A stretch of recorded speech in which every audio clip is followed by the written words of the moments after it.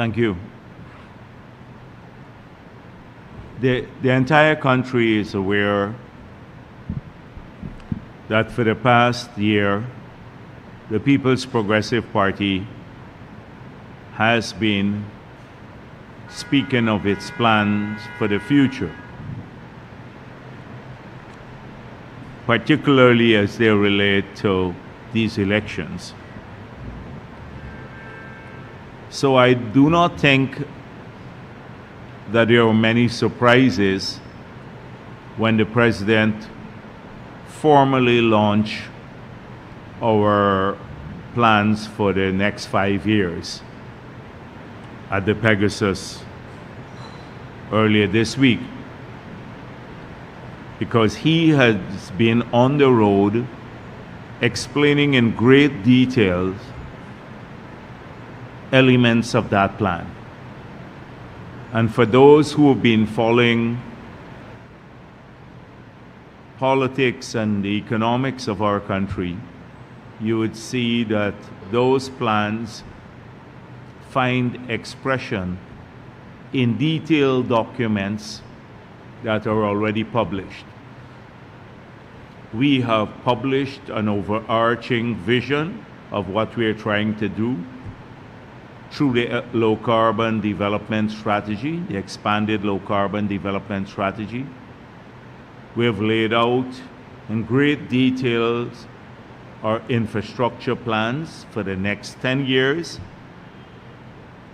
the education goals, and how we intend to achieve those, detailed plans for healthcare, the diversification of agriculture, the growth of the hospitality and tourism industry, our outlook on mining, what the next term would look like in the oil and gas sector, what are the key issues we'll focus on policy-wise. So the presentation earlier this week just served to reinforce all that we have been speaking of and have published over the past several years. And that's why it's qualitatively different than any other political party and their so-called manifestos.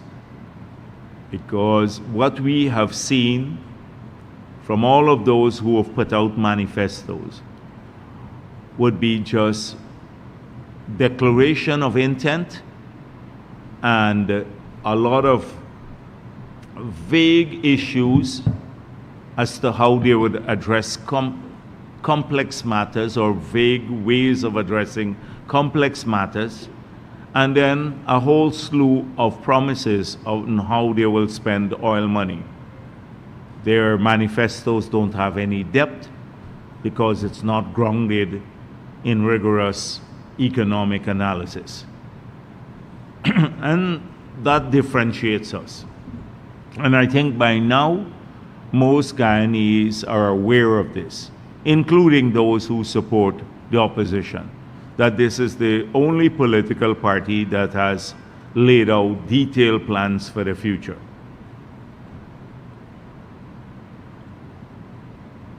I just want to draw attention to the focus for those of you who may not have been following closely, the focus of the next term in office. And if I were to group the range of issues, I'll do so under 3 heads. First, the transformation of our society into a modern,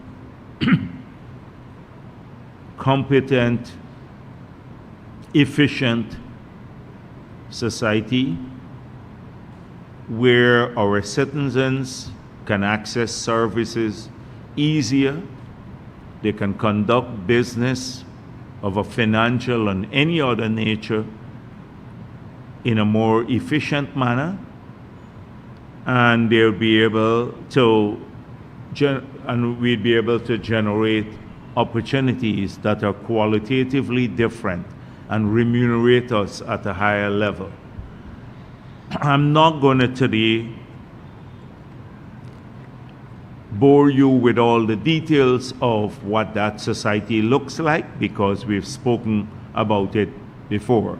The digital society and the allied opportunities that will come out of a new digital society, a diversified economy that would be crucial for sustainability and for long-term prosperity. Sectors like biotechnology development and using AI to make more efficient the way we do business in government and also in our country. So I hope that you will pay attention to the big transformative things that will happen in the next 5 years. The rollout of infrastructure, a modern grid, a smart grid for the transmission of electricity. These are important issues, and as I said before, you've heard of them before. The second thing we mentioned, the second area of focus, is an area that we've always had complaints about, where people recognize that we have returned now to a vibrant society. We're the fastest growing country in the world. We're generating more jobs for our people. We have even labor shortages now. We're getting better with healthcare and education. But they want to see a lot of what's happening at the national level, like the highways, etc., translate back into their communities. And they still need investments there. So a significant part of the investments in the next 5 years will be back in the communities. And we've spoken about this already, from concrete drains to street lights to security cameras to removing derelicts from the street, planting trees, getting the playgrounds lit, so people live in safe, clean communities. Huge focus on that in the next term. And then the third area is the growth of the individual, where people can access help directly. That is wherever you live across the country. So we want people to earn more through higher wages and salaries in the public sector and for all categories of public sector workers. We want people in the country to earn more. That is why we'll generate a series of opportunities for higher paying jobs. We want, when they earn more, for them to keep more of that money, so lower taxes. We have already announced no new taxation in the next 5 years, as we did in the past 5 years. In fact, the lowering of corporate tax, personal income tax, taxes on vehicles, taxes on a whole range of products, commodities that people use. Then we want people to own homes. So we are not going to go with what APNU is suggesting, rent to own. In the first term, we focus heavily on getting house lots into people's hands. We will continue doing that right across the country so that every person who needs a house lot will get one. And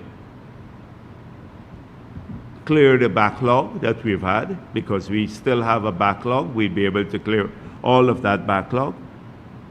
We want to now then incentivize or construct directly 40,000 homes in the next term in office. That means 8,000 per year, which is huge. We will continue to assist people to build homes, so by giving them a grant to build their homes. We'll continue with the cement and steel program, We will give grants for home improvement right across the country, including in the Amerindian communities. And then we will build directly core homes, but thousands, actually tens of thousands of those, and also young professional homes in the thousands. So to promote more ownership. The third area is we want people to get more money from the state, particularly these groups that I will mention. Pensioners, so that they can live a decent life. So that is why you heard the president announce at a minimum, old age pension will be $60,000 per month. The transportation grant for the pensioners, the $200,000 for every student in the public and the private sector, the massive increase in public assistance. All of these will transfer to these categories of people, those earning public assistance, the children of our country, and the pensioners, about $100 billion per year. That is what it will cost. Every year, they will get that. So that is what these promises come up to. So that will be a game changer for many families and also for the pensioners and those on public assistance. They'll get more money there directly.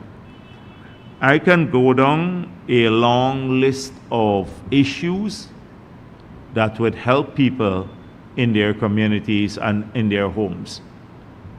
So how they can access direct benefits from government. But you will, so in a nutshell, you would see a major part of our society modernizing, changing before our very eyes, as you've seen over the last 5 years, and then our communities changing right across the country, and then individuals who may be living in poverty, etc., or have more difficult circumstances, they get direct help from the state. That was the broad frame of our plans for the future. Without going into great detail, because the details would take a very long time to speak. In the manifesto also, there are some critical things that were mentioned. How do we work with civil society and the churches, the mosques, and the temples to do a better job at creating a humane society? And they will get, the NGOs and religious organizations will get direct financial help from the government to work on issues like protecting our children, ensuring that we reduce domestic violence, working with young men particularly in the communities who may need that guidance. You know, many of them drop out early and they're subjected to all sorts of guidance or influence that harm them leading a productive life. We have to work with that group too, the young people, young men especially, who are often vulnerable, to make sure that they get trained. We can work with them to lead productive lives in the society. Human rights and the prevention of discrimination. We have to strengthen all of our laws to ensure that that happens, that our people's rights are respected, and that we have robust legislation against those who seek to divide our people along racial lines. In fact, we're going to strengthen the laws for greater penalties against those who try to divide our people, right? And and also strengthen the laws preventing discrimination. So there are tangible penalties for those who do that. There will be constitutional reform. The Constitutional Reform Commission has already started working, and we anticipate that a whole range of issues will come up, including campaign financing and a number of other things there that will be subjected to robust debate in our parliament, and then possibly amendment to the Constitution. Procurement, ensuring that we have more transparent procurement of goods and services in the government, and also ensuring that we get more opportunities to our people by changing the method of procurement so that many young people, as you have seen, and not so young too, can then benefit from public procurement. In the past, a few big contractors got most of the contracts. We have changed that model, because if we had continued with the model where you bid for everything, then they will, because they're better resourced, they're better equipped to put in bids, they will win all the bids. And so in the last 5 years, we've changed that system. We've broken up many contracts into smaller contracts, and we have been allocating those on the basis of rates, not on the basis of your tendered price. As a result of this, you've seen in every region of Guyana thousands of small contractors getting work, cleaning work. APNU has a disparaging view of cleaning if you get a cleaning contract. But those people, you ask them, some of them are building now a home on the basis of the cleaning contracts that they got. And, it might be just $4 or $5 million, but they make maybe $2 million from it if they do it efficiently. And then some have gotten contracts up to $15 million for the road building. Some of those people can make $4 or $5 million on a contract if they do it efficiently. Thousands of people. If you go to Linden, you saw we gave out $11 billion of contracts this year to do roads alone. And that was won by our 700 contractors, all from Region 10, got that work. And they will now grow. And in the next term, this will even increase because we have much more work to do, like on concrete drains and still continue the road program, etc. So I anticipate many more of those people right across Guyana because we have regionalized it now. So people from their own regions can get the work. They will get a lot more work. So the procurement method would be more transparent, but we will also make sure that small people can grow and they get business opportunities there.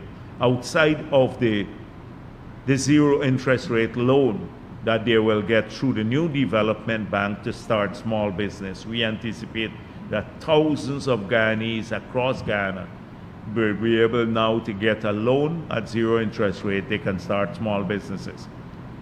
I hope the young people of Guyana, wherever they live, whether in Region 10 or Region 1 or Region 6 or here in 4, that they're thinking about this because that's going to be a big focus.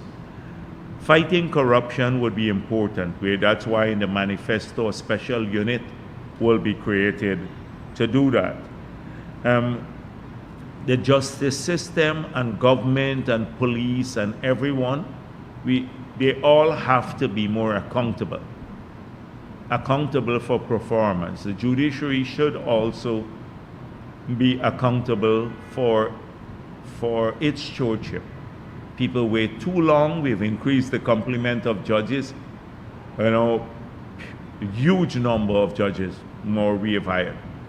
And we expect to see also cases are heard faster. Too many people are waiting for a long time to have their cases heard and their lives are on hold. So we expect that to happen. The police, whilst they're doing a good job, but they need also in many areas to be more accountable to people.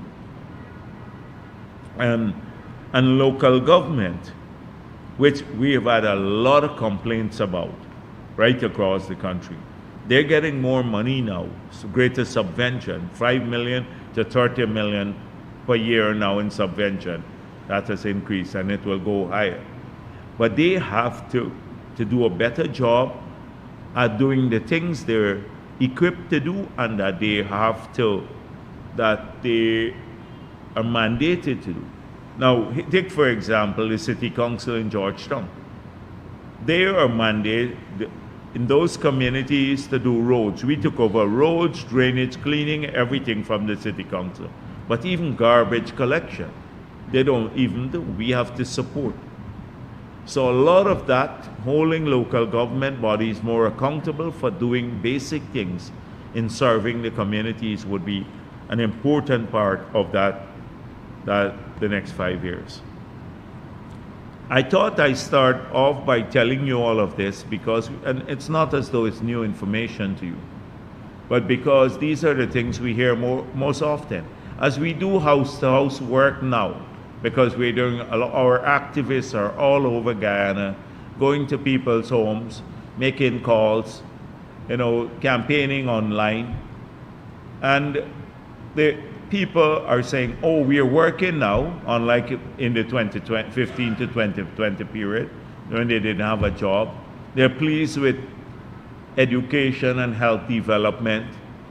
Many are pleased with the infrastructure, but then they still are concerned about, the street lights or the cleaning of the drains and this sort of thing. And I want to assure them that we are tackling these things. We will tackle the things that they are most concerned about. Now, on Friday, the discipline forces will be voted. And I've seen a lot of campaigning by various political parties urging members of the discipline services to vote for them.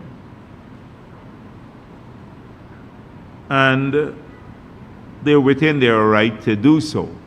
But one needs to examine track record and credibility when you make these calls.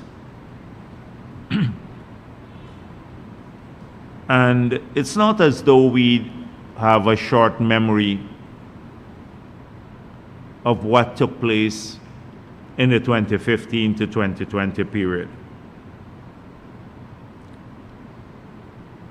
We are aware that in 2015, APNU AFC under President Granger promised to do a lot of things, to find jobs for young people, to lower taxes,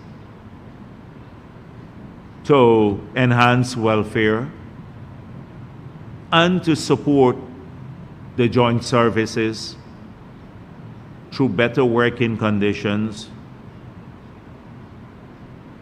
and expanded benefits. They failed on all those promises.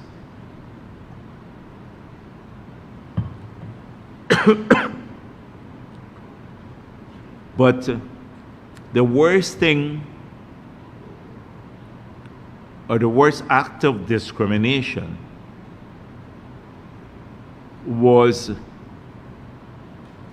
reserved for the members of the disciplined forces. APNU AFC somehow felt that because they had President Granger, who was a former member of the Army, Gary Bess, Collins, Felix, that they could have taken the policemen and soldiers and other members of the discipline forces for granted. And they took away the 1 month tax-free bonus that I had introduced. Jordan said, when he took it away, who was the Minister of Finance at that time, said that was a bribe to the members of the discipline services. That's his exact word. Norton has embraced fully the Granger administration. In fact, he was working in the Granger administration until President Granger booted him out of the office of the president, threw him out and put him under, I think it was Nicolette. But he himself, Norton, as late as 2019, said that the bonus, basically the soldiers would be, and the members of the joint services would be better off without the bonus and wages and salaries increase. He was opposed to the bonus as late as 2019. Now I see him saying he will support the bonus, the 1 month tax-free bonus. How could anyone in his or her right sense believe anything that Norton says?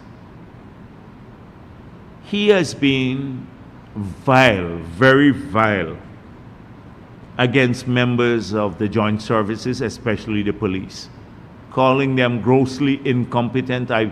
If you go online, you'd find that about 20 times he called the members of the police force grossly incompetent. And so now he's sending a letter. I saw a letter that he sent to every member of the force, urging them to vote for him, promising that he will take care of them. Now, what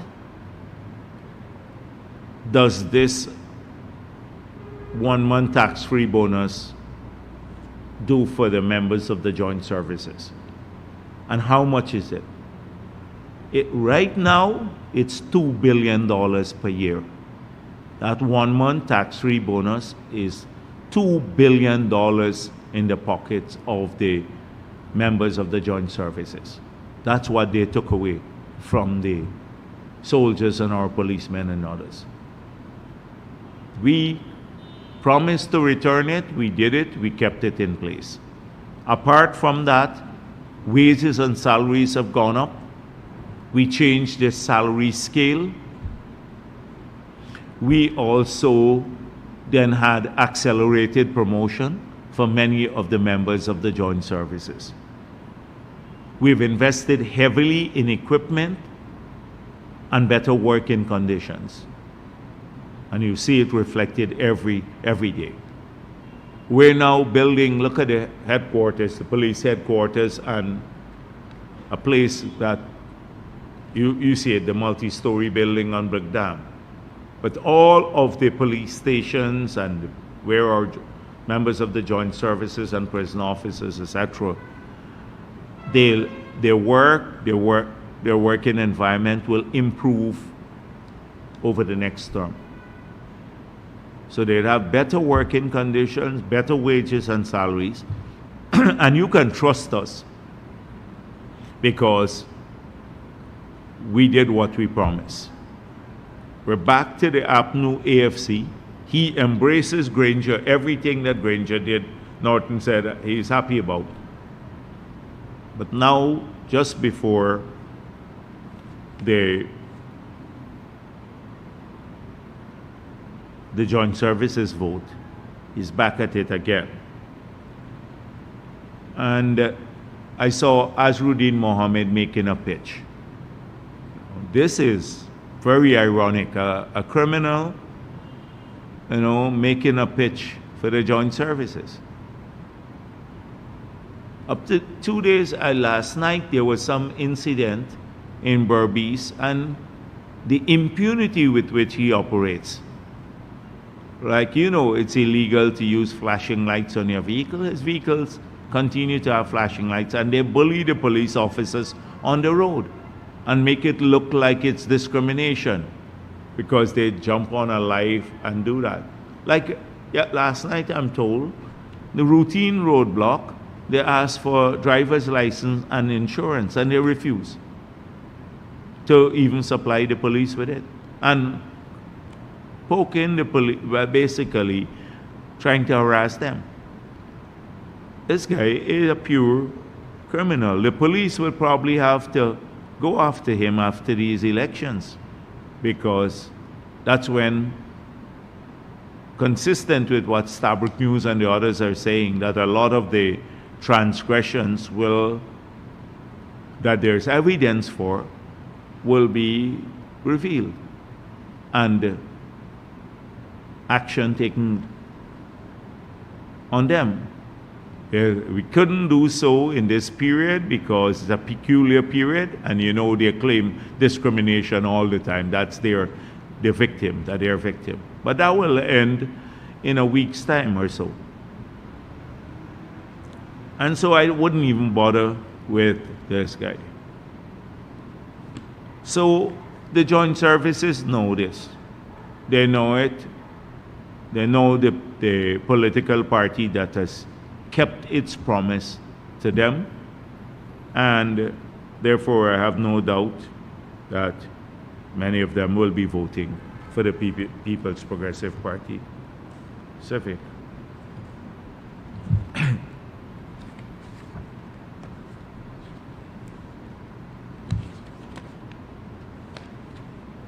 I saw a report from the Carter Center, and it's been widely reported about what's in that report.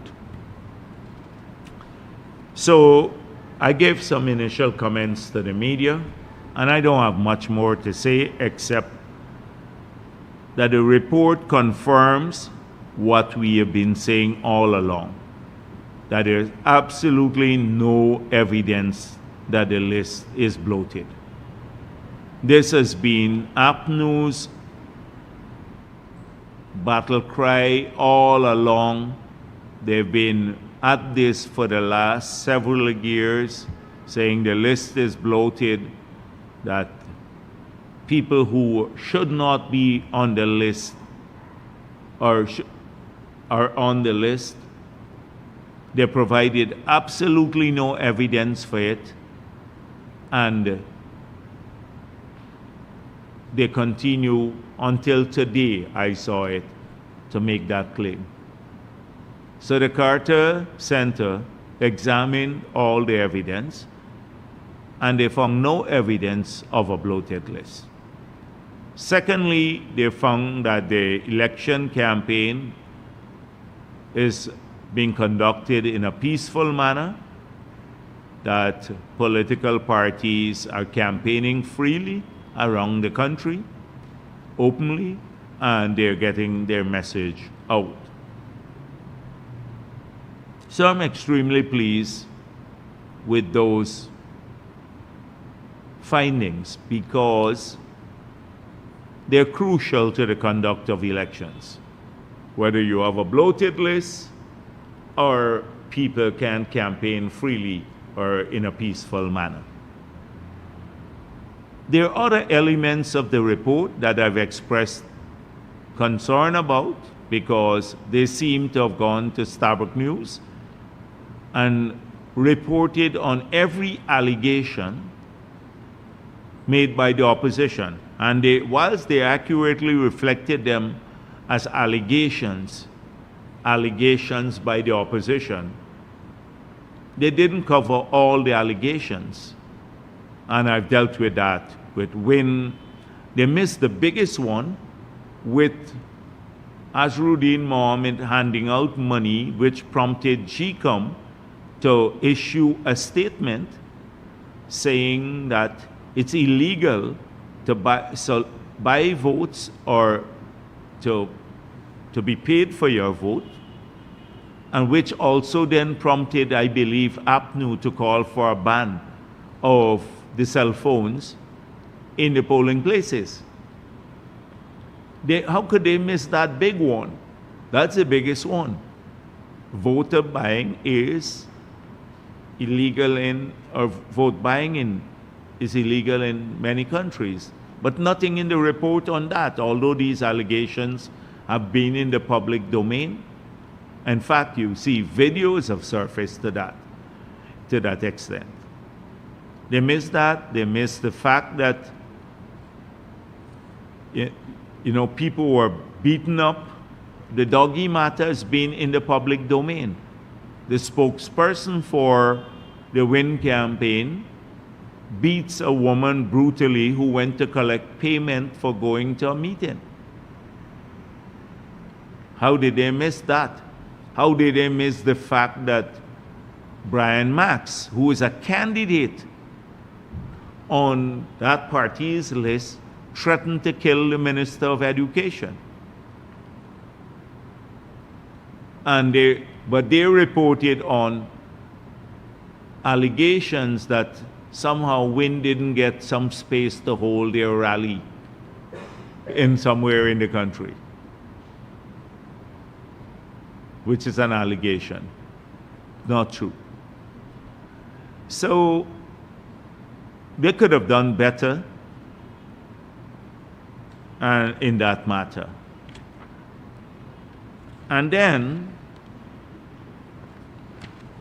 they took it upon themselves. Carter Center is a political organization to tell banks how they must conduct their affairs when even OFAC refused to do that. OFAC made it very explicit, and that's the United States Treasury Department, which is a financial institution, said, we will not tell the local banks what to do, because each bank operates within a framework.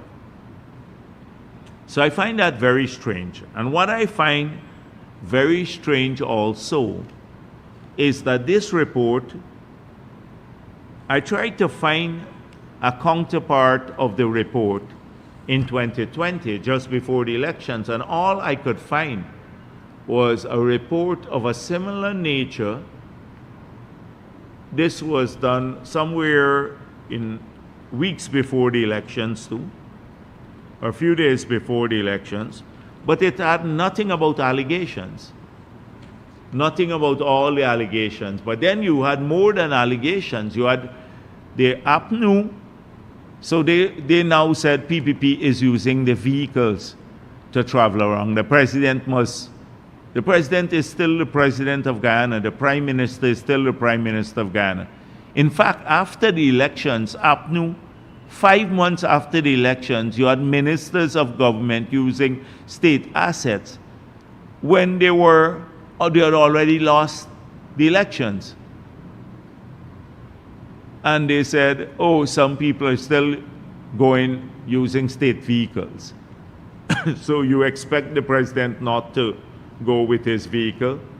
It's a bunch of nonsense. And then, oh, the president or others are opening hospitals and schools. And you know, we have no apology to make for that, because we campaign on promises that we are delivering. We promised to build new hospitals. We've built them. We've kept our promise to the people of this country. Would our people not be happy to support a political party that actually would keep its promises, rather than we're changing the political culture of this country? We're saying, forget race and other divisive factor. Vote for parties that will keep their promises to the people of our country. So when he opens a hospital or a school, we promise that we're delivering. Why should we not open the hospital because, oh, APNU has a concern? They didn't build it, they didn't build anything, but they're concerned that we're opening a hospital before the elections. We promised to build these, and we're doing it, and it's bringing better services to our people. We have no apology for that sort of thing. So,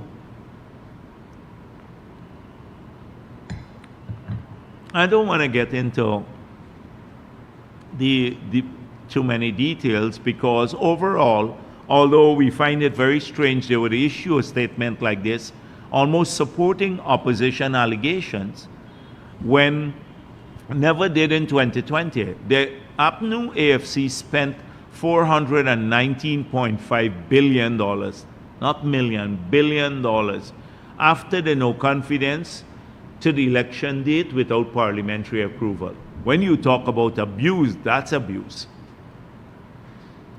But nothing was even mentioned in the Carter Center assessment report about that before the elections in 2020. We find it very strange, but it's no big deal. We've seen this before. It's no big deal because people understand what is at stake here, and the finding that they had that there's no evidence of the bloated list it's a primary finding. It's the one that trumps everything else. They actually looked at that. And so, what I find strange is that the Press Association got into the report, almost conveniently, that somebody is harassing them, government officials are harassing them, intimidating them when they go out. This must be Nazima Raghubir, or opposition candidates and party supporters. They even don't go to ask Mohammed questions. One man went there, Cordell, he nearly got beaten up because of the thugs in that camp. We've seen what the Trinidadian journalist had to face when he asked them questions. Nobody even asked the Mohammed's question. The Press Association went to a manifesto launch where they were selective about who they invited. They said by invitation only. Now a Press Association would say, you either invite everyone or no one. We're not coming. It's useless.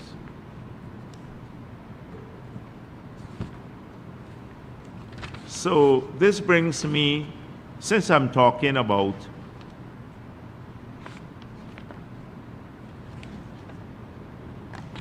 the Mohammeds, let me just address a couple of things that came up in the course of the week. So Starbuck News obviously got an interview with the Nazar Mohammed.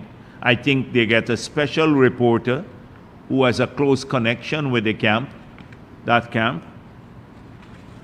And they asked him whether he went to the Venezuelan embassy. And he said, I'm not going to answer that question. And then the reporter meekly accepts it and then writes a report about it. He's not going to answer that question, whether he went into the Venezuelan embassy, but Jagdeo must provide the evidence of it.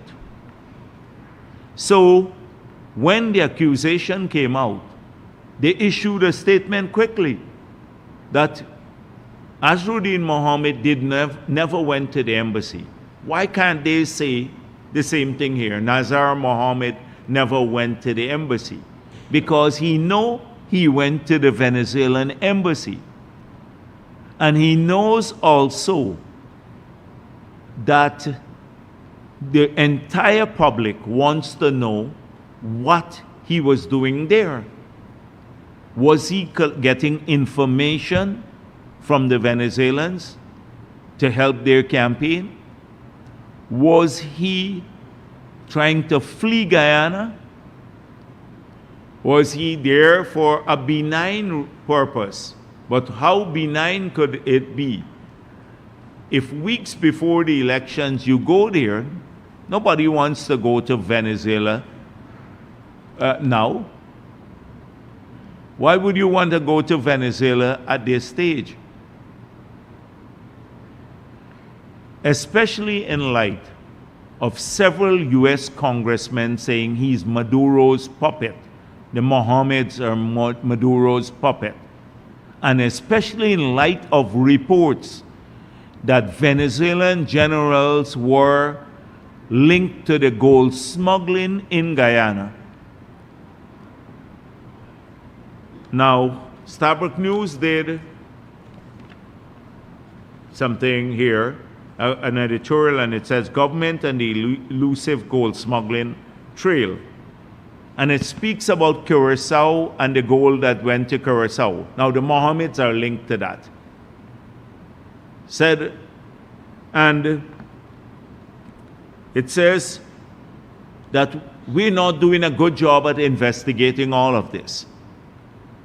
But even when the United States of America, it blames the government for not investigating all of this, it practically absolves APNU for the 5 years they were in office when the gold smuggling took place, because the sanctions from the United States cover gold smuggling from 2018 to 2023. So, but it blames the PPP for this all.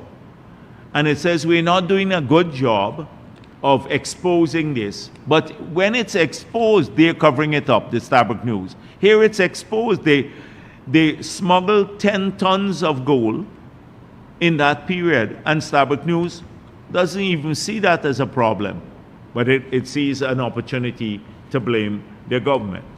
So let's come back to Nazar Mohammed. Nazar Mohammed did go into the embassy. They're refusing to answer whether he went there, because the next question would be, why did he go there, especially in light of what the U.S. congressmen say. He asked, why did Todd summon the Venezuelan ambassador? Whether we would summon a Western ambassador to find out if a person applied for a visa to those countries. So now Nazar, that's what Nazar said. So did he apply for a visa? Todd had to summon the Venezuelan ambassador, because Venezuela, unlike the Western countries, is claiming 5/8 of our territory. And secondly, because the United States of America and congressmen in the U.S. have linked the Mohammeds to Maduro directly in open public statements. If the foreign minister doesn't do that, he'd be basically not doing his job. And that we still are to know why Nazar Mohammed went to the Venezuelan embassy. They're not answering that question. They're hiding all week long. They put out statements about everything under the sun, but they will not answer one question, one issue, which is, did he go to the embassy? He wants Jagdeo to provide the proof that he went there. Well, the proof is the Venezuelan ambassador confirmed it to Minister Todd. He said, yes, he came to the embassy. But their camp now, they're scared of saying yes, because then it begs the next question. What were you doing there? What were you doing there? Why would you want to go to Venezuela on a vacation a couple weeks before the elections? Or was it a visa you were applying for? Or were you getting some information? And how often did you go there to the embassy? Were you collecting something, information or otherwise? This is what they're avoiding. And it's a huge issue. It's a national security issue for Guyana.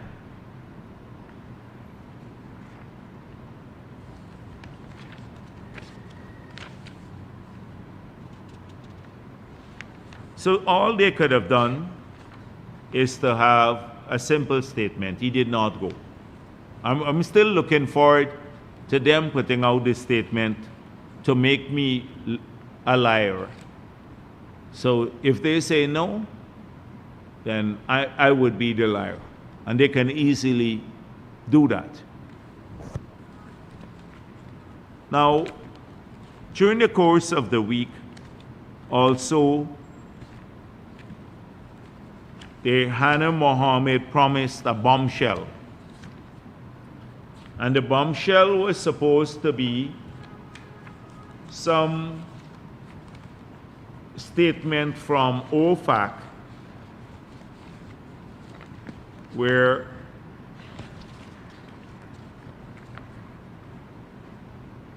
I should have walked with my statement from OFAC, which sought to clarify that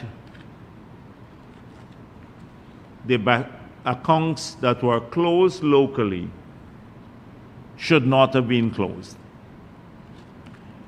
But she put her foot in her mouth, because in the response from OFAC, they made it clear that one, that banks, they will not tell a local bank what to do. Two, they confirm that that local people could be subjected to sanctions if they deal with the Mohammeds. You remember the lie that they've been telling people outside of the Umanayana? Azruddin Mohammed said, oh, the sanctions only relate to my companies. They have nothing to do with anything else. Well, now OFAC, and she's so stupid to put that statement out. The clarification in the document, it actually says that people could be non-nationals, could be sanctioned too for dealing with the Mohammeds, not just US companies, but non-nationals. Now, this is an indictment on the Mohammeds. They've been lying to people all across the country. They've been lying to every group of individual. And so they then took that statement and they now wrote the Secretary General, well, CARICOM and the UN.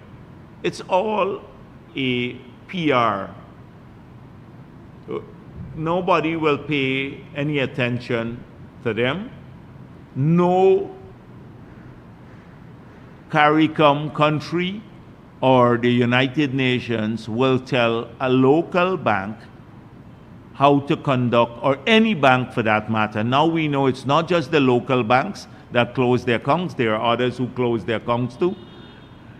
Nobody can tell a bank how to de-risk.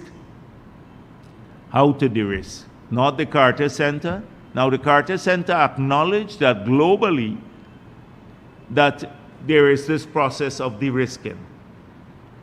And de-risking, a bank can de-risk even if they fear reputational damage. Even if they fear reputational damage. The United States of America has closed, their banks have closed accounts around the world and correspondent relationship because they said, we don't want any headache of facing a big fine, not only for sanctioned individuals, but for reputational risk. We've lost correspondent relationship because of de-risking across the Caribbean.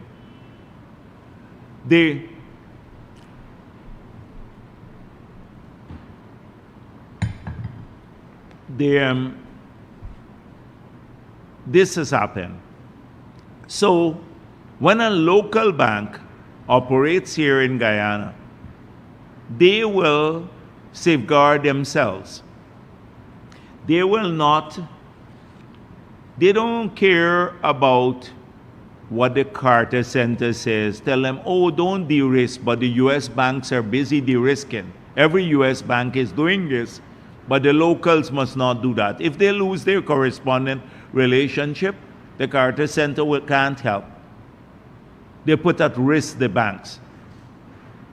So it's just making a political issue out of nothing.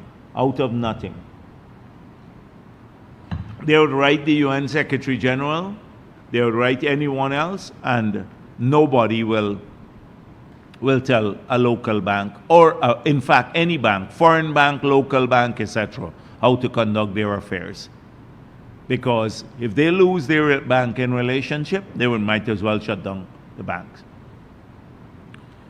So I'm not going to waste my time bearing all of these PR stunts.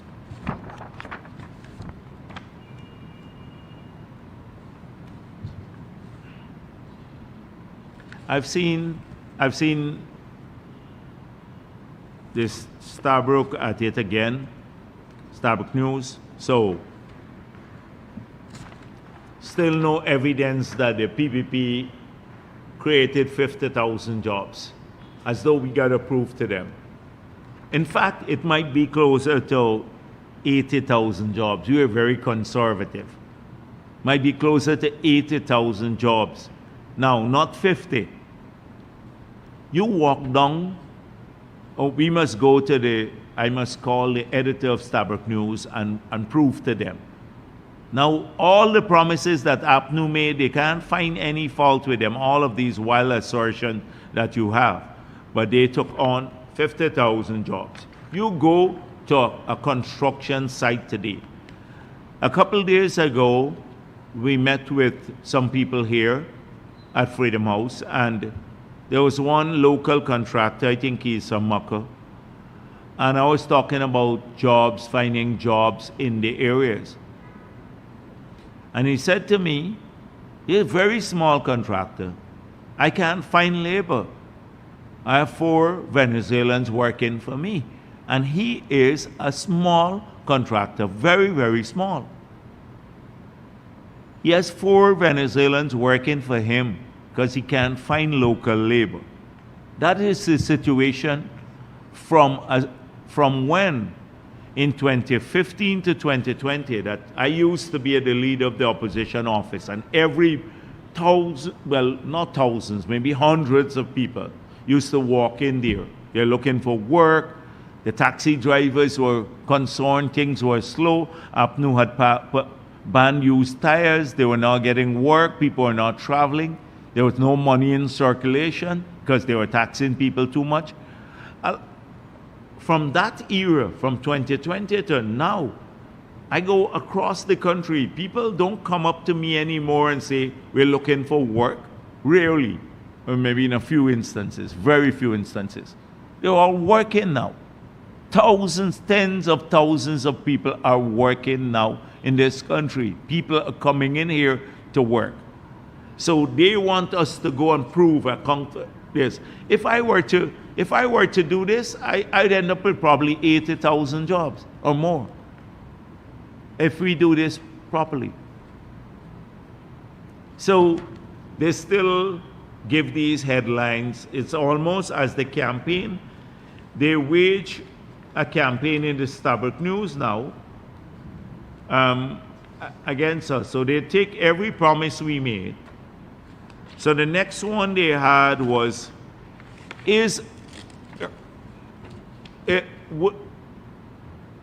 are the promises made by Irfan Ali sustainable? You know, to give the children $200,000 per year and increase old age pension and transportation grant. Are they sustainable? Now, our promises are modest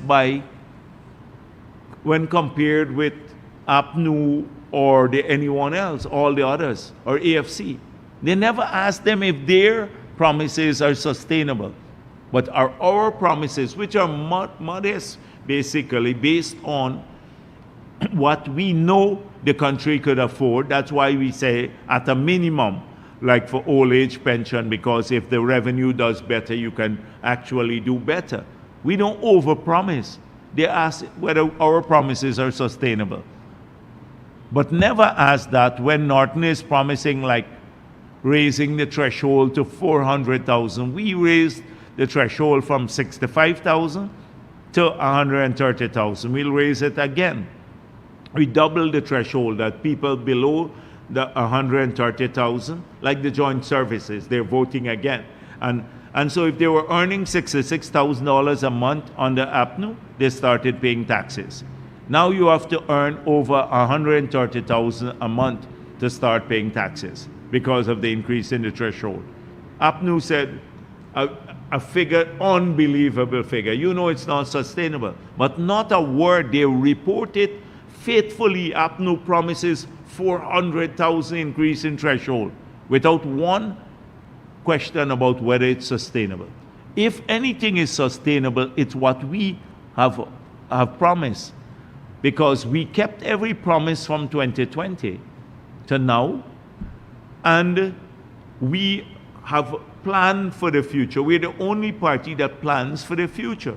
Remember, a couple of weeks ago, they said we didn't fulfill our promise to the sugar workers. We rehired 4,000 of the 7,000 sugar workers. We reopened Rosal. I had to point out that we couldn't reopen Wales because they sold out the factory as scrap metal, but they questioned that too. So you have, from the opposition side, a lot of this. Now I see Amanza Walton looking for some relevance. Nobody pays attention to Amanza Walton and her dead campaign. You know, nobody pays attention. She filed a case against GCOM, claiming she's left off the ballot in some regions. Now, if you don't submit a list of candidates, how would you be on the ballot for that region? And if only they were to look at the experience of 2020, where you had different amounts of parties on different ballots. I think I have it here. I think we circulated it. Missing my paper this week. So these were the ballot papers for 2020. So you see Region 1 here. This is for the constituency here. You're voting with the general election. So the representation of the People's Act, 11C1, if you read it, it says a vote for the constituency candidate is considered a vote for your top-up list. So to qualify to contest an election or to contest the presidential election, you have to contest a minimum of 6 regions, which they did. But you also, that doesn't mean you're going to be on the ballot for every region.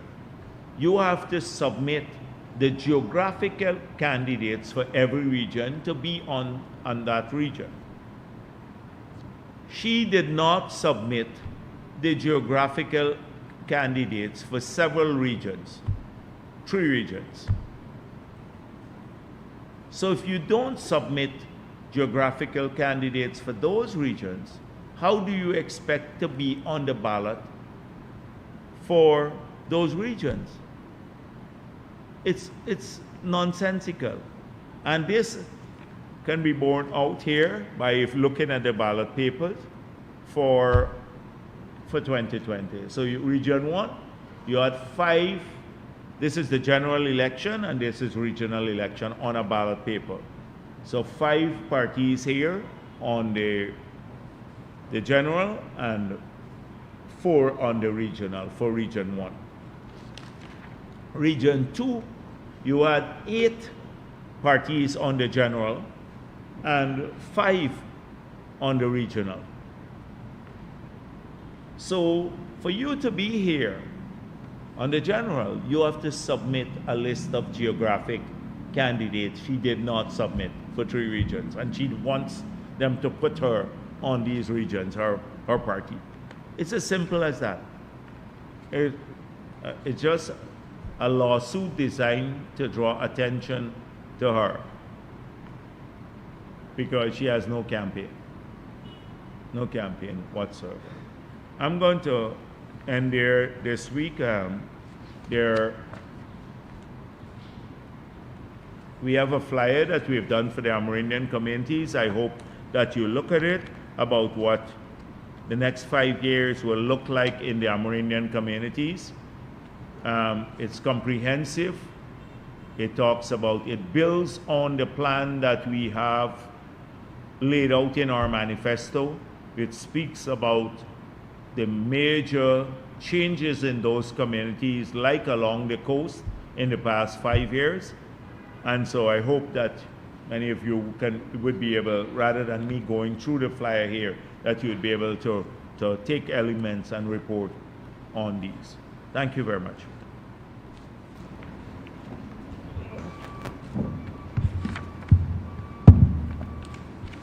Good afternoon, Dr. Jagdeo, Shinarad Mentis, Sheriff News. 2 questions. The first one, how do you view the WIN's plight to the UN and CARICOM regarding their closed bank accounts and their statements of being politically discriminated? And secondly, Aubrey Norton would have recently proposed a plan to give persons free house lots. How feasible do you think the APNU's leaders' plan for the house lots is, and if it were to be implemented? So my thing is that if you believe Norton, then who is going to, let me go back at this again. Who in their right senses will first of all put their children's future, their own future, in the hands of Aubrey Norton, Director of Finance, and Maipol? These were junior members of the People's National Congress and AFC. They have no experience whatsoever in crafting a plan, no experience in running even a department of government, no experience in implementing anything at scale. I pointed out already that Norton himself, President Granger, from what I gather, they had appointed him as advisor on youth affairs, and he had an office at the office of the president, that he performed so dismally that they removed him from the office of the president, revoked his access, and sent him to work under Nicolette, who was the Minister of Education. That, how could you? He was one time doing some remigration desk, I think, at the Ministry of Foreign Affairs. He is a junior functionary of the government, not even a department head. Didn't run a ministry or anything else. Director of Finance is even worse. She was working at as Nagamutu's assistant. And Maipol, you know Maipol. Maipol is a hustler who was at the local government ministry, a low-level staff. How would you ever put our country in their hands when we have now an ICJ case that going on? We have an oil and gas industry that's not carefully managed could lead to the dreaded Dutch disease and us becoming like like Venezuela, addressing issues of putting together complex projects like highways and bridges and roads and building out programs like the gas to energy, etc., or smart grids, they would be lost from day one. What about the day after? From day one, they'd be lost. So that is the choice that we have there. And then in the wind camp, you know Azruddin Mohammed. He can't even, outside of the teleprompter, which he has a difficulty reading on, outside of that, he is clueless about anything under the sun, except probably criminality. Look at the people. I heard last week they said, someone went online and said, she is going to be his vice presidential candidate, counted out some money, because that's what they do, count some money online to show she could count, and then said she'd do a 3-week course in how to be the vice president. He has not named any person at that level. Doggy and self-announced his role as Minister of Finance. They have no prime ministerial candidate. Maybe the Russian man who is his brother-in-law will be that, or his father will be the finance minister. That is what we're dealing with. They have no, as I said, no prime ministerial candidate, nothing. How could you ever think about our children's future being placed in the hands of these people? What happened the day after? Like September 2nd. Where would we go as a country? They'd destroy our country, apart from the sanctions that will come down on the country. Or Maduro will have a free pass there. So, asking me to respond to something that Norton says is like really stretching it, because he was against the signing bonus. He's for the signing bonus now. Suddenly he hears about our plan to do more house lots and to build 40,000 homes and to give people a grant to build homes and to give them a grant to improve their home. And when we say it, it would be credibly done. Like every part of the country. Linden sees that now. Nearly 4,000 house lots are being developed from zero. His government, when they were in office, did zero in that area too. So how can you believe it? It's like asking us to believe somebody who we know will poke us in our eyes. It's just saying that because we're close to elections. That's why nobody is assessing them, because it's outrageous what they're saying. They would never be able to implement. And you have some, but in this country you have people who like freeness too, who would think it's true, and they, like many people, look at what the rice farmers, many of them were trying to convince me that APNU will pay $9,000 a bag for paddy. In 2015, they were telling me, oh, we heard it from them, they will pay it. Because people thought they'd get more money. Ended up at $2,000 a bag. So you have people like that who can be lured by a promise. But really, it's bad for our country. And then what's the next question you asked me?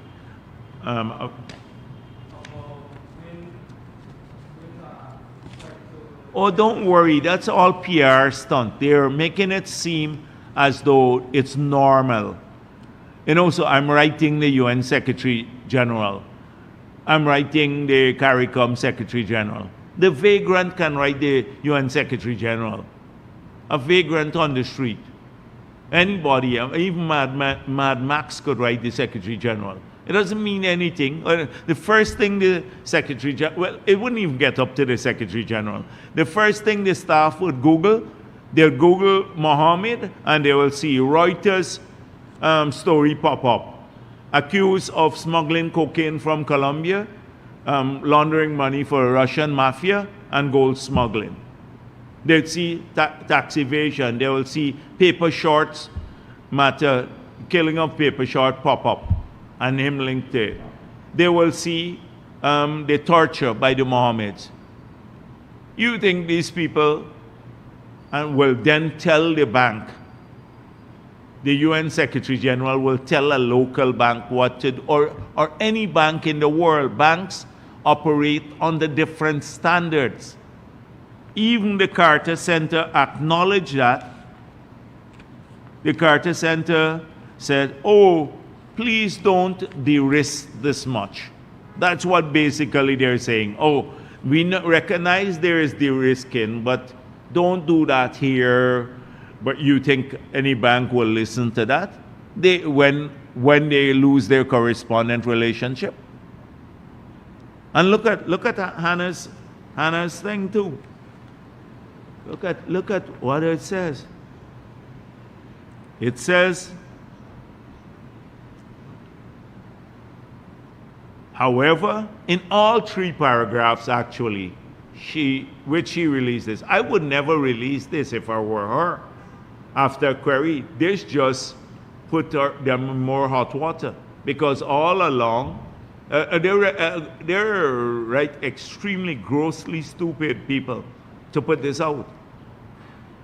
I look at this and it says, for example, U.S. financial institutions would not violate sanctions for maintaining the account or of processing a transaction involving a non-sanctioned organization and non-sanctioned members of that organization solely because another member of that organization is sanctioned.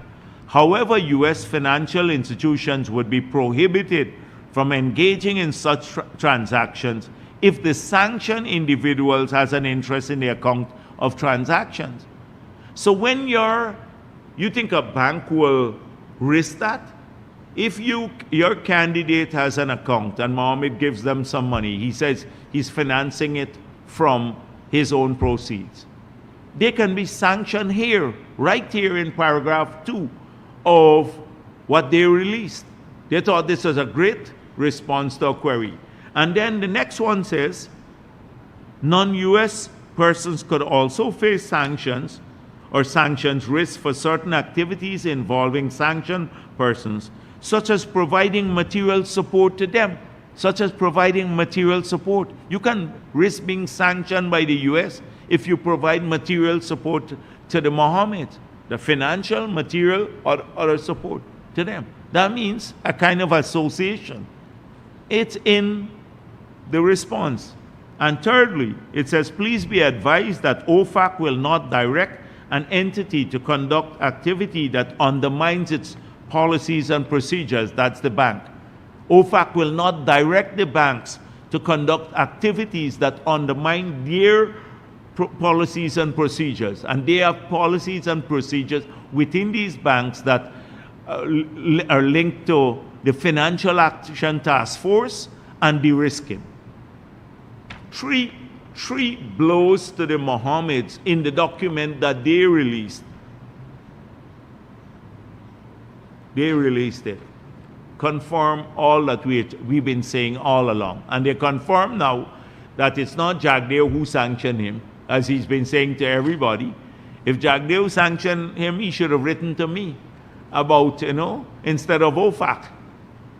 Should have written to me and say, you're unfairly sanctioning us, not OFAC. Why would you write OFAC if Jagdeo sanctioned you?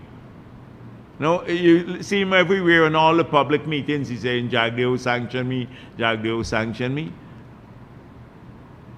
This is stupidity I've never seen. And these are the people vying to run this country. Yes. Good afternoon, Trina Williams, Ghana Chronicle. I want to stay on the topic of APNU, but not their promises, but more of the sentiments expressed by the opposition leader last week. At their manifesto launch, Norton supported his candidate's justification for their over 300 taxes, stating that the private sector withheld support from the Granger administration. What are your thoughts on this? And can you also give your views on Norton saying that the private sector is too dependent on this current government? So I didn't see that he said that the reason they had to put the taxes because the private sector withheld support from the Granger government. Now, if you promise the miners, as they did in their manifesto, to remove all the taxes that the PPP had on them, and they voted overwhelmingly for APNU, and then the moment you get into office, you increase the tributers tax, you increase the royalty rate, and machinery and equipment for mining that was tax-free before VAT-free. You put a 14% VAT on it. So if a miner has to buy an excavator now, he has to pay $5 million more in taxes that he didn't have to pay before under the PPP. Don't you think that the miners are going to slow down on investing? It's only logical. It's not withholding support. It is responding to the environment. If you start for the farmers, if you, first of all, their machinery and equipment, if you put the taxes on machinery and equipment, so you buy a tractor, trailer, a combine, a plow, a harrow, you have taxes. You put the VAT on pesticides, you put the VAT on fertilizer, you increase the land and water charges for the farmers, like in Region 5, by 300%. Move from $3,500 per year to $15,000 acreage fee and water charges. Don't you think that people are going to stop producing? That's what they did. And so this is, people did not withhold support. The private sector responds to the policy environment you create. When we got into office, we only had the Marriott that was built, and then the Pegasus was being expanded. So the Marriott, in 2015, they said the Marriott is a corrupt project. Jagdeo and his friends own the Marriott, and they would convert it into a hospital when they get into office. Came into government, they found that the Marriott is 100% owned by the government of Guyana, not Jagdeo. Two, they found it's one of the most profitable Marriotts around the world. And they didn't convert it into a hospital. But with what's going on now, we need many more rooms. The price per night in the Marriott was $600 US dollars because limited space. So we said we need at least 3,000 new hotel rooms for us to hold large-scale conferences, and we need greater convention space. How are we going to get this? The first couple of weeks, even through COVID, when we got into office, we said we have to start working now. We put out an expression of interest. About 20-something companies expressed interest. We said we are going to change the incentive regime. We're going to help a bit with the land. We're going to sell the land at a preferential rate. Two, we're going to give a 10 years tax holiday, and we're going to remove the withholding tax on repatriation of profits and interest and dividends. We did those three things, and you already had duty-free concession on building material and equipment. As a result of that, today we have like 11 international hotels, new international hotels. 6 are going to be open next year, producing 6,000 jobs for our people. People respond to the policy environment you create. You know, they didn't suddenly do that. And that's who is going to work in these hotels? Our people. Our people are going to own. They're going to be the managers. They're going to be the chefs. They're going to be the drivers. They're going to be the waitresses. They're going to be the people who are supplying food and services. A lot of Guyanese companies who have cleaning services will supply those. They will supply food to these hotels. Look at the linkages. They don't think through these things, that they make always the victim. Oh, the private sector withhold support from us. That's why things went so badly. The ministers were incompetent on the APNU. The government had no vision. People like Norton were drinking all the time by Bamba Mali, not concerned about anything else. They were arrogant. They were not there to work for the people of Guyana. Look at what young people, the jobs. Where were the jobs to the young people? Look at our plan for youth development. Check the manifesto. You know, we young people, if you go to the Mohammeds, what are you going to get as a young person? $20,000. That's all you get. Nothing else. And with APNU, you can't even believe it. In our case, we've laid out a plan. We're going to push you on education. Every person who gets wants a scholarship in the next term, we'll fund it. Unlimited. 2, we're going to get people to own things, their own home, help them to build their own home. We want them to work, get better paying jobs. That's our vision for young people, fixing all of the recreational facilities. Different mentality. And look at the people we've attracted too. You know, many people, like yesterday, some of our candidates went, and Afro-Guyanese candidates. And maybe people, we didn't do a good job at profiling them. But when you look at people who've come to us and are coming to us, are people who can, on our list, people who can manage things.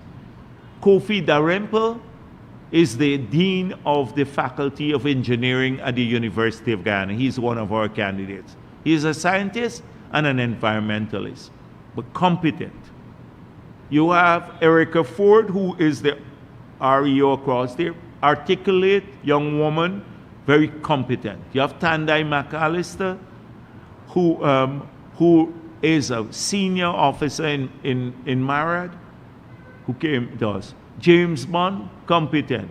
You have a large number, I can go down the list. Alfonso, Stephen Jacobs, Misha White, he's the administrator at Nations University. You can close your eyes and put something in the hands of these people, and they're going to be competent. The other side is just gaff.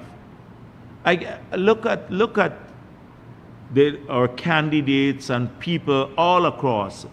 Again, I'm just calling a few names. There are hundreds of others like that. And not just Indo-Guyanese or Amerindian, because we have, if you look at how many young Indo-Guyanese women who are professionals who are on the list too. And in the Amerindian communities too, how many are on the list? Professionals, solid people around the country.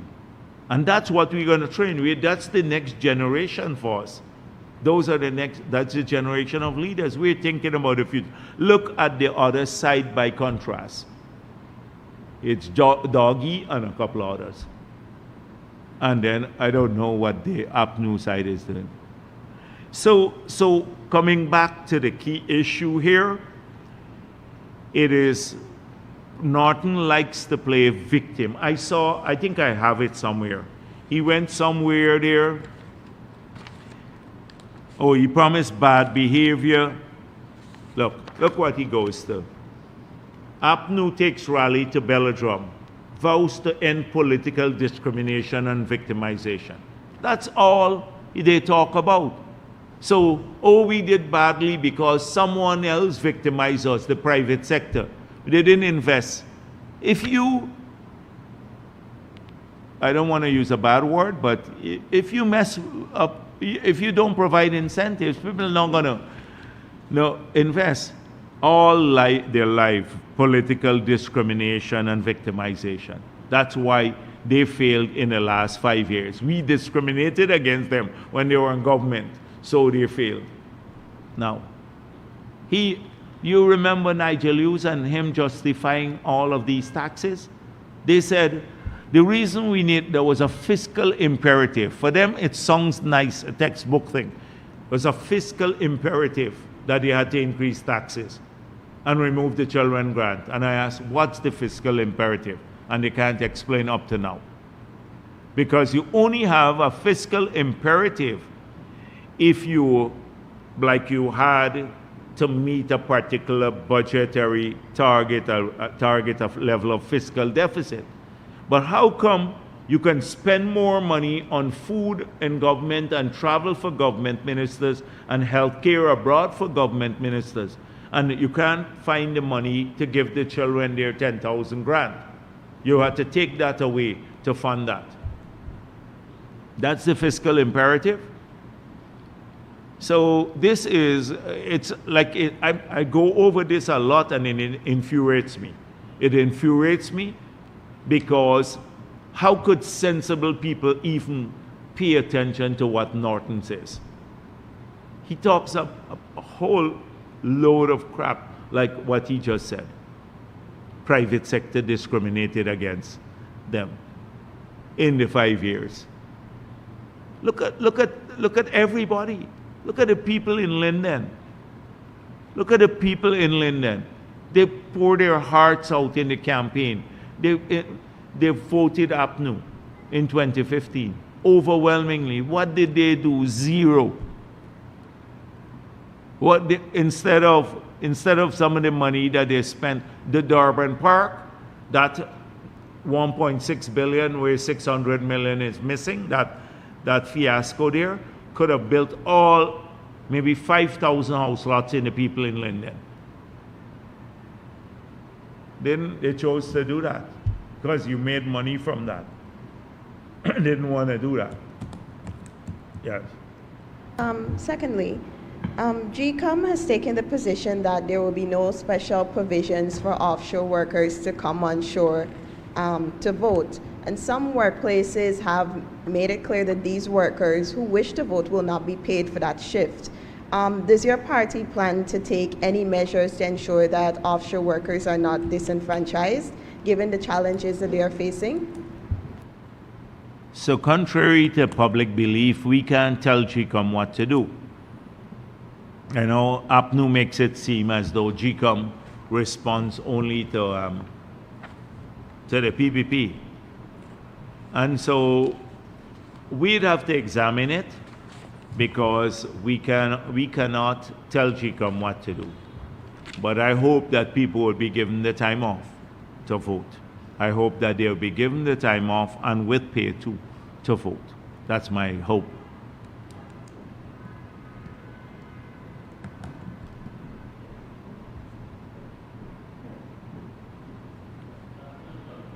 Burger with Kaitra News. At the manifesto launch and even in the campaign, the PPP government or the PPP party has placed figures on some of the grants, but not the individual cash grant.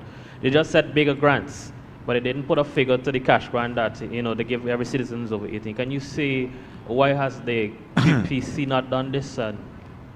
Because we are responsible, and so we put a minimum figure like an old age pension. So you know for sure the ones we announce that will be up to that level. We know that there'll be cash grants periodically, but that will be dependent on revenue. You heard the president speak about it. That the framework, it's hard to anticipate every element of the framework in which we will operate in over the next 5 years, because there's so many variables at play. And I sought to address some of those variables. No, I sought to address, please leave the gentleman, don't harass him. So I sought to address some of those variables at the launch. I said that there's a climate variable, There is an international variable because in the international variable, trading regimes change as well as markets change. So the price for oil could fluctuate, it could go up or it could come down. You have then a macroeconomic environment. So I outlined, I'm not going to go back all of that. So can you imagine a political party like my Paul saying now, we will have X number of FPSOs, therefore we will give you X amount of money. It's not how many FPSOs you have, it's what the price for oil is.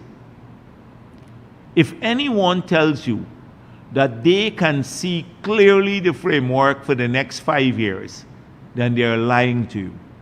So our promises are going to be delivered. We made promises we can deliver. They're realistic and they're generous. However, they leave or they take account of that variable. And the last thing you want to do, because those guys are only saying this to hopefully get a vote. The last thing we know, we're going to win the elections. So we'll be called upon to deliver it. The last thing you do is to put an enormous figure there that you can't actually fulfill. So we're the only party that has left room for that, and we made it conditional upon the revenue stream of the future.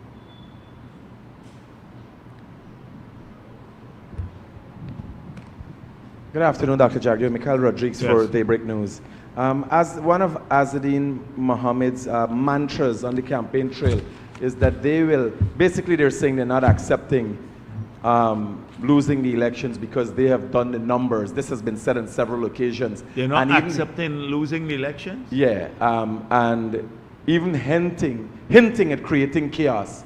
Given what you know of after the Adriana Young's incident where Azadine Mohammed played an integral role in the background in getting people to create confusion across the country, Linden, many of people who were seen in videos in his yard and then were seen on the road acting in a certain way, breaking into Chinese and so on. Given what we know his ability to create chaos, are you worried that it mightn't be the PNC, this case it might be Azadine Mohammed who will create an uproar in this country? So Azruddin Mohammed is facing one thing. He ran here in these elections with the hope of winning the election to stay out of jail. Azruddin Mohammed and that family, the Mohammed family, they know the extent of criminality that they have been engaged in. And that is his only objective here. Now, in addition to that, the fear of going to jail as one of the factors leading him to run, I believe he suffers from delusion of grandeur. It's a mental illness. A couple days ago, I saw him saying people were calling him president from 2020. He's been president from 2020 to now. Only someone who is severely mentally impaired would actually say that with a straight face. I recall him also saying they did a survey of 80,000 persons and 65% said they're voting for him. He'll win 65% of the votes. Now, first of all, a survey sample, even in the United States of America, with a population of 300 million, over 300 million people, would not be more than 10,000. In his case, we have less than 1 million people. He did a survey sample of 85,000 people. It's also someone is fooling him and he believes it. And you see, he held a rally yesterday in Corriverton, his rally, after fetching people from all over Berbice, look at the drone shot, had about 200 people, and he still thinks he's going to win the elections and be the president. I'm telling you, something is wrong with him mentally. So in that state, he is very dangerous because, as you said now, I didn't see it, but he said he's not going to accept the results of the elections because he did his survey. Not the voters on voting day, but his survey. Somebody did it. Primus did a survey and told him you'd win. And if he don't win, then something got to be wrong. Like Norton too. Norton and my Paul. You remember my Paul saying, if we win on this list, it's fine. We'll accept the results. But if we don't win using this list, then the list has to be flawed and threatening violence. These people, the security forces, have to be able to deal condignly with him. But he is facing basically a whole range of issues, trouble afterwards. The family would have to pay to the people of Guyana at a minimum the money that they evaded with the penalties. That will be billions of dollars. They would have to pay it up. And then there have been investigations way beyond the 5 years period from 2018 to 2023 because there were other evasions too. It would run into tens of billions of dollars. That can finance almost all the low-income homes that we're thinking about. A lot of those homes. And so they know that. They know that. I saw someone from Wall Street Journal came here and they didn't ask him about the other things, and they said, oh, the father said today, oh, he's prepared to pay a little bit more tax. He wants to tell the tax authorities how much he must pay in taxes. They're prepared to pay a little bit more. You notice, up to now, they're not saying that they're guilty of the gold smuggling. And you ask about the Curacao gold. Tabak News mentions it all the time, but never asks. In their interview with Nazar, asked him, did you ship the gold to Curacao? The real Which question took is place because since 2012, by the way. people have been calling me and they're concerned, that's a bit of fear mongering. Is the security forces prepared? President has indicated that the security forces are prepared. Police themselves have said they are ready to address any attempts to disrupt our country and harm our people. We want these elections to be conducted in a peaceful manner, that from September 2nd, we can go back to work. We have a lot of work for the next 5 years on changing people's lives everywhere, in their communities, in their homes, everywhere, changing our country. And I keep saying, if we've done this in 3 years after COVID, just imagine with us working at the pace at which we work for a full 5 years, where Guyana will be in 2030. You will see a vastly different country. I hope in closing, today is voting day for the police and the soldiers and so on. Today, not today, Friday. Well, sorry, I saw a lot of people are reaching out to them. Are you going to use this opportunity to reassure them? You came late. You came late. I did it already. Their joint services know where we stand. They know we're trustworthy. We made promises when we were in opposition. We put that on a flyer. We put it on the post in a scroll. We'll return the tax-free joint services bonus. We did it. It costing the Treasury $2 billion per year. On top of their salary, they get that 1 month free on outside of their gratuity and everything else. They get it for free. Basically 1 month tax-free, which runs into $2 billion more per year to the joint services. Yeah, thank you very much.